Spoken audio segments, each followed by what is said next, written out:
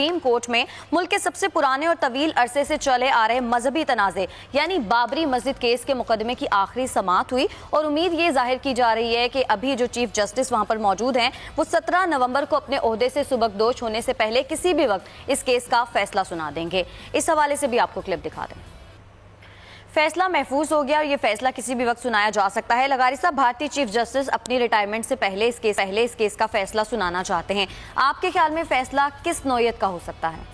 ایک تو بھارتی سپریم کورٹ نے کشمیر کے معاملے پر جو فیصلہ دیا وہ بھارتی آئین، بھارتی قانون اور کشمیر، مقبوضہ کشمیر کی مقبوضہ اسمبلی کے مقبوضہ آئین کے سراسر خلاف ورزی کرتے ہوئے فیصلہ دیا تھا۔ وہ اتنا جانبدارانہ تھا کہ اس فیصلے کو آپ کسی صورت میں کسی بھی معیار پر، قانون کے کسی معیار پر بھی رکھیں تو وہ کسی طور پر بھی نہ آئینی ہے، نہ قانونی ہے، نہ اخلاقی ہے، کوئی مورل گراؤنڈ نہیں رکھتا ہے۔ ایک بندہ کہہ رہا ہے میں گھر جانا چاہتا ہوں، انہوں نے کہا آپ 4 ضلعوں میں جائیں گے، آپ تقریر نہیں کریں گے، آپ پریس کانفرنس نہیں کریں گے، آپ میڈیا سے نہیں ملیں گے، آپ فلاں سے نہیں ملیں گے۔ ایک پوری آبادی 2 مہینے سے زیادہ عرصے سے ہے، جب اس وقت وہ کیس کے فیصلہ سن رہے تھے اس وقت 1 مہینے سے زیادہ ہو گیا تھا، لیکن انہوں نے ایک بات تک نہیں کی بھی لوگوں کو آزاد کرو، لوگوں کے اوپر پابندیاں اٹھاؤ، کرفیو کو ختم کرو، اس کو ڈیلے کرو۔ آپ کے پاس لا انفورسنگ ایجنسیز اتنی ہیں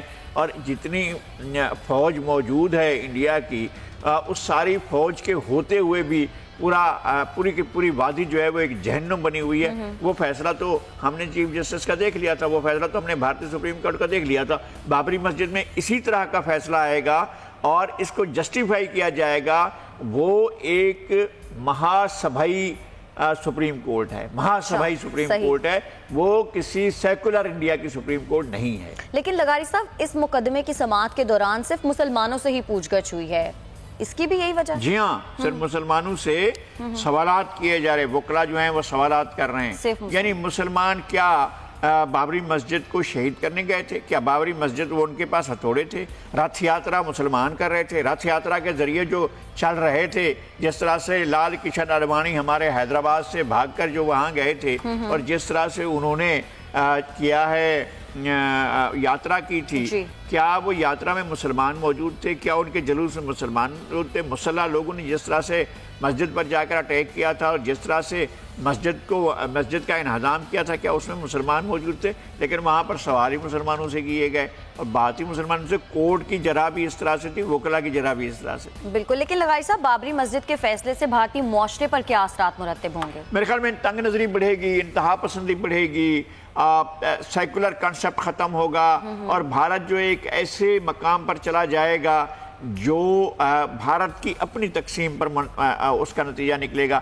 میں بالکل کنونس ہوں کہ مودی کو جس طرح سے ابھارا جا رہا ہے اور جس طرح سے اس کا امیج بنایا جا رہا ہے اور عالمی اداکار اور مقامی اداکار جس طرح سے سارے مل کر مودی کو ہیرو بنا کر پیش کرنے کی کوشش کر رہے ہیں، بھارت کی تباہی کا سبب یہ مودی ہی بنے گا اور یہ جو معاملہ ہے یہ خلیج بڑھا دے گا آبادی کے درمیان۔ مسلمان وہاں پر کم تو نہیں ہے، 25 کروڑ مسلمان ہیں۔ آپ مسلمانوں کو کیا کریں گے؟ یعنی آپ کے پاس کیا ہوگا؟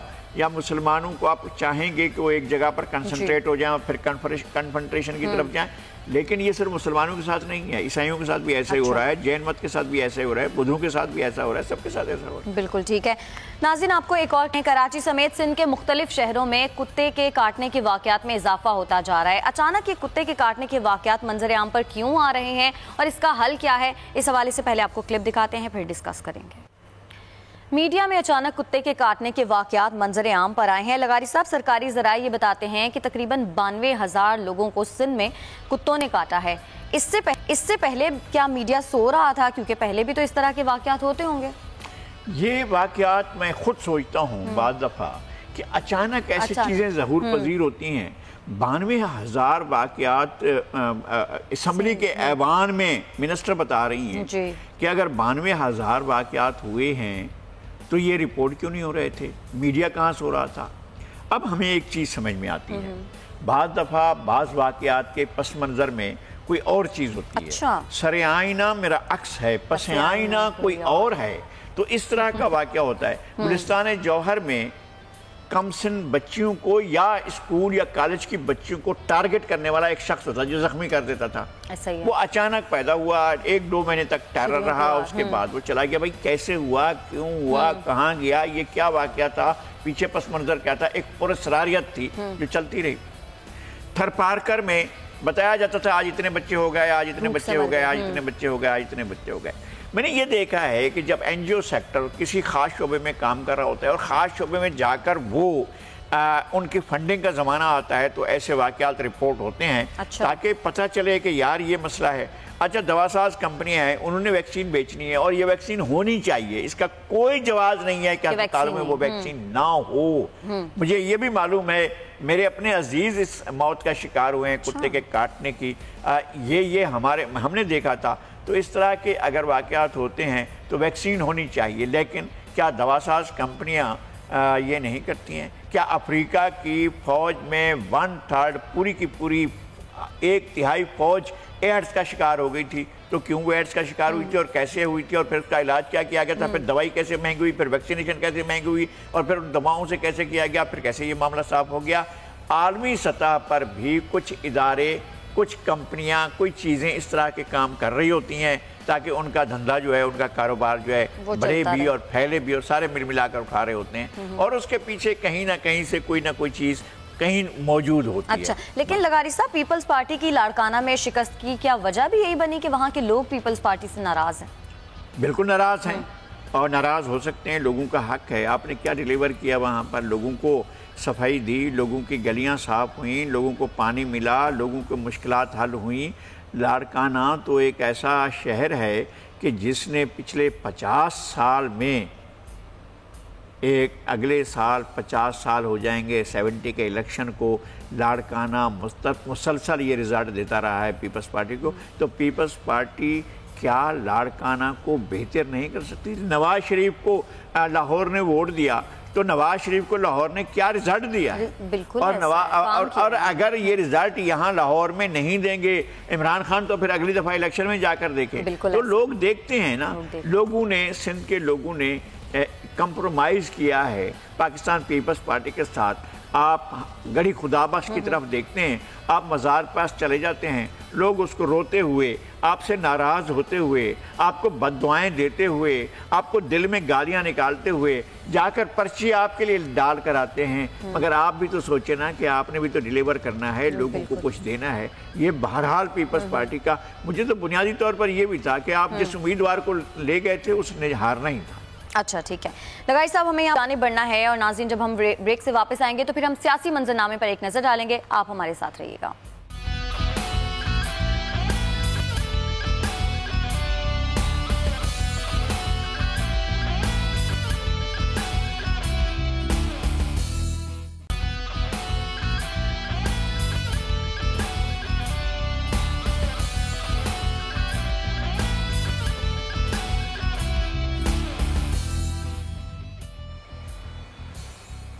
ویلکم بیک ناظرین, آپ کو بتائیں کہ لائن آف کنٹرول کے مختلف سیکٹرز کی ایک دفعہ پھر سے خلاف ورزی کی گئی ہے بھارت کی جانب سے, اور بھارتی فوج کی جنگ بندی معاہدے کی خلاف ورزی, اور اس کے نتیجے میں شدید فائرنگ کے بعد پاک فوج کی جوابی کارروائی ہوئی اور 9 بھارتی فوجی ہلاک ہو گئے. لغاری صاحب, بھارت کیوں ایسی حرکتیں کرتا ہے بار بار لائن آف کنٹرول کی خلاف ورزی؟ نہیں, بھارت نے کشمیر کے پورے خطے کو جہنم بنا رکھا ہے. وہاں پر لوگوں کی ہر طرح کی آزادیاں چھین لی ہیں, لوگوں کی زندگی کے جتنے بنیادی حقوق ہیں وہ سارے کے سارے چھین لیے ہیں. اور کشمیر کی جو یہ ہے کنٹرول لائن جو ہے, اس کی اس نے آج سے تھوڑی کر رہا ہے, یہ پچھلے 5 سال سے تواتر کے ساتھ وہ خلاف ورزیاں کرتا ہے. ہر سال میں سینکڑوں ہزاروں میں اس کی خلاف ورزیاں چلی جاتی ہیں. اور بھارت ایک ہٹ دھرمی رکھتے ہوئے شاید وہ یہ سمجھ رہا ہے کہ انڈیا کے ڈس انٹیگریشن کے پروسیس کو روک لے گا. نہ یہ واقعات منموہن سنگھ کے دور میں بھی ہو رہے تھے, لیکن مودی نے تو حد کر دی ہے. مودی نے ایک ایسے حکمران کے طور پر بھارت کا اقتدار سنبھالا ہے کہ جو بھارت کے پوری کی پوری بنیادیں جو ہے وہ کھوکھلی کر کے رکھ دے گا.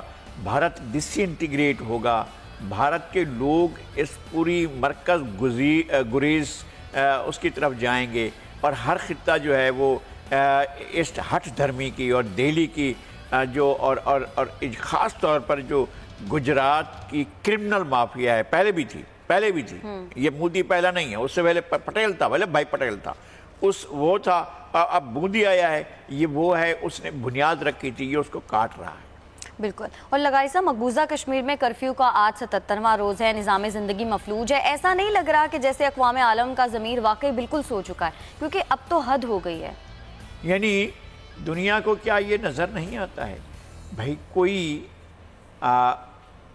ایس او ایس ہوتا ہے، کوئی آواز لگائی جاتی ہے، بھائی میری زندگی خطرے میں ہے، دنیا مدد کرے۔ آپ پہنچ جاتے ہیں سمندر کے اندر، فلاں جگہ پر مچھلی فلاں جگہ پر پھنس گئی ہے، اس کو نکالنا ہے، فلاں جگہ پر مگرمچھ پھنس گیا ہے، اس کو وہاں سے نکالنا ہے۔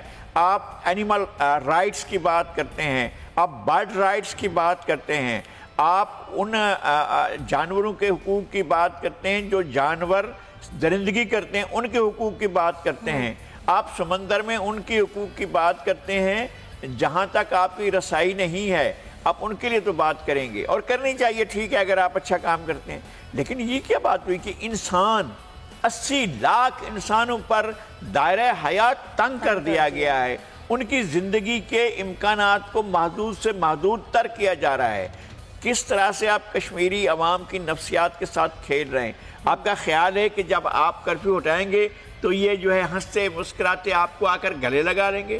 ان کی آنکھوں سے آگ نکل رہی ہوگی، ان کے بس میں ہوگا، اور یقیناً بس میں ہوگا کہ وہ کہیں گے کہ لعنت بھیجتے ہیں، ہم تمہارے ساتھ نہیں رہتے ہیں، اور یہ نہیں رہیں گے۔ آپ کشمیریوں کو قیدی بنا کر کتنے عرصے تک رکھیں گے؟ کسی بھی جیل کے اندر بغیر کسی جرم و خطا کے آپ 24 گھنٹے نہیں رکھ سکتے۔ آپ کشمیریوں کو اتنے لمبے عرصے تک آپ نے جیل میں رکھا ہوا ہے۔ اے دنیا کے ضمیر جاگ، اے عالمی برادری جاگ، یونائٹڈ نیشنز جاگ، سلامتی کونسل جاگ، یہ کیا ہو رہا ہے دیکھ۔ یہ سارا کچھ اس دنیا میں، اس مہذب دنیا میں، جدید دنیا میں، انٹرنیٹ کی دنیا میں، تہذیب کی دنیا میں، تمدن کی دنیا میں، ایڈوانسمنٹ کی دنیا میں، سرمایہ داری کے عروج کی دنیا میں، گلوبلائزیشن عہد میں، جب آپ ہر چیز کو یوں انگلیوں پر لا چکے ہیں، اس عہد میں 1 کروڑ انسان جیل میں پڑے ہوئے ہیں اور دنیا کا ضمیر نہیں جاگ رہا ہے، تو پھر بڑا نیچر کا ڈیزاسٹر ہوگا، پھر نیچر اپنا انتقام لے گی، اور سب لوگ آپ دیکھیں گے کہ کس طرح سے نیچر انتقام لیتی ہے۔ مقافات عمل ہوگا، بالکل۔ لگائی صاحب، ایمنسٹی انٹرنیشنل کی رپورٹ جاری ہوئی ہے اور اس میں کہا گیا ہے کہ بھارت بغیر الزام گرفتار تمام کشمیریوں کو رہا کرے، صرف ایک رپورٹ جاری کرنا کافی ہوگا؟ میرے خیال میں یہ کافی نہیں ہے۔ عالم پوری دنیا کے ممالک کو بیٹھنا چاہیے، دنیا کے ممالک کو اس پر غور کرنا چاہیے اور اس مسئلے کا حل تلاش کرنا چاہیے۔ تیمور کا مسئلہ کیسے حل کیا آپ نے؟ چونکہ ایک عیسائی آبادی تھی اور وہ اس کے ساتھ انڈونیشیا کے ساتھ مل گئی تھی، آپ نے کہا نہیں، جو الگ ملک چاہتے ہیں آپ نے الگ ملک دلا دیا۔ سوڈان کا کیا ہوا؟ سوڈان میں ایک عیسائی آبادی تھی۔ مجھے اس سے کوئی غرض نہیں ہے کہ آپ مذہب کی بنیاد پر کر رہے ہیں یا کسی اور بنیاد پر کر رہے ہیں، ہو سکتا ہے فلاں مذہب آپ کو ٹھیک لگتا ہو، فلاں مذہب آپ کو ٹھیک نہیں لگتا ہو، لیکن آپ ایک رشتہ تو ہے نا یار، ہم ایک گوشت پوش رکھنے والے انسان ہیں، ہمارے ہاتھ ہیں، پاؤں ہیں، آنکھیں ہیں، چہرہ ہے، انسان مہذب ہے یا غیر مہذب ہے، کسی بھی جگہ پر رہتا ہے انسان، بہرحال انسان ہے۔ پوری دنیا کو اس کو سوچنا چاہیے۔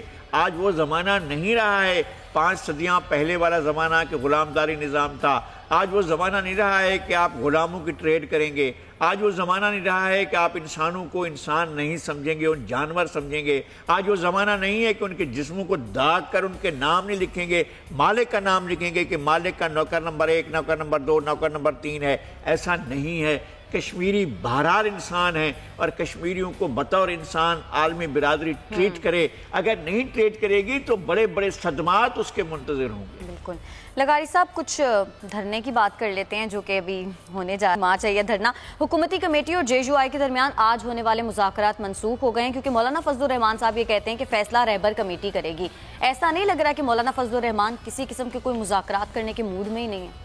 نہیں، ایک تو یہ ہے کہ انہیں بہتر خیال آیا ہے، ان کی طرف سے بھی ایک کمیٹی سامنے آ گئی تھی، مولانا عبدالغفور حیدری اور اکرم درانی صاحب اور طلعت محمود صاحب، ان کی ملاقات ہونی تھی، لیکن بعد میں اس بات کا ان کو خیال ہے مولانا فضل الرحمان کو کہ اگر میں اس طرح بھی سولو پرواز کرتا ہوں جس طرح سے یک طرفہ اعلان کیا گیا، باقی پارٹیوں کے ساتھ کسی میٹنگ میں اعلان نہیں کیا گیا، اگر اس میں بھی وہ اکیلے اپنے مذاکرات بھی شروع کر دیتے ہیں، اپوزیشن جو ہے وہ اس کو کہاں رکھیں گے، کس جگہ پر، پھر کیا اپوزیشن کہاں آ کر ان کی مدد کرے گی. یہ میرے خیال میں بہتر ہوا ہے، سمجھداری کا فیصلہ ہوا ہے. مذاکرات اگر ہوتے ہیں تو ضرور ہونے چاہیے، کمپریہنسو ہونے چاہیے، ایشو بیس ہونے چاہیے اور نتیجہ خیز ہونے چاہیے. اور ایک بہت سی چیزیں ہیں جن کو بند ہونا چاہیے، بہت سی چیزیں ہیں جن کو ٹھیک ہونا چاہیے، حکومت کی طرف سے بھی اور اپوزیشن کی طرف سے تھی. سب کو مل کر اس ملک کو ٹھیک کرنا چاہیے. آپ کے پاس وقت نہیں ہے لیکن تاریخ بھی کبھی موقع نہیں دیتی. سبسکرائب کریں اور بیل دبائیں تاکہ کوئی خبر رہ نہ جائے.